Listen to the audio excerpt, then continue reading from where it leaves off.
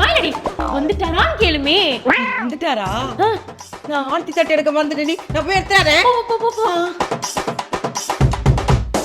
அடி போலாம். மாமி போலாம் சீக்கிரம்.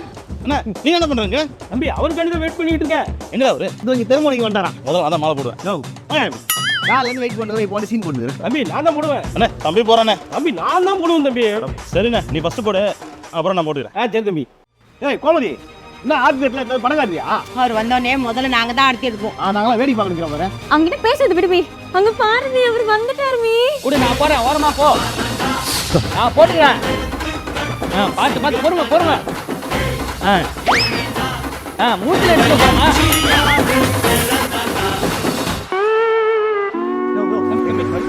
வரும் எல்லாம் வரும். வெயிட் பண்ணுங்க. வரும். இன்னைக்கு எனக்கு போகிறானுங்களே, இதுக்கு முன்னாடி நான் எப்படி கவனிப்பானுங்க தெரியுமா இவனுங்களா?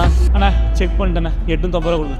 சிலிண்டர் போட்டாராம், காசு கேட்குறாரு. எப்பா சாயங்காலம் வந்து காசை வாங்கிட்டு சொல்லுப்பா. என்னங்க இப்போ சிலிண்டர் போட்டால் என் சாயந்தரம் வாங்கி சொல்கிறீங்க? கண்ட நேரத்துக்கு சிலிண்டர் போடுவேன், நான் காசு கொடுக்க முடியுமாப்பா? சாயந்தரம் வந்து வாங்கிக்கப்பா. நம்ம வீட்டு தான் சிலிண்டரு 3வது மாட்டில் போட்டு 3வது மாடி வரைக்கும் போகிறீங்க. ஏதாவது டிப்ஸ் கொடுங்க சார். ஓஜி சம்பாடுறா வந்துட்டா போய் போறா.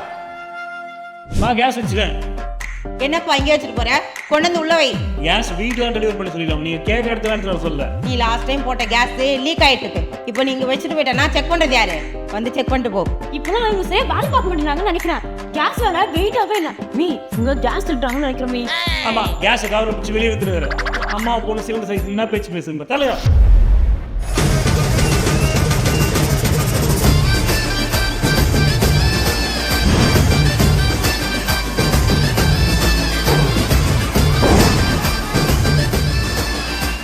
இப்ப நான் தான்டா ஊரோட டாப்.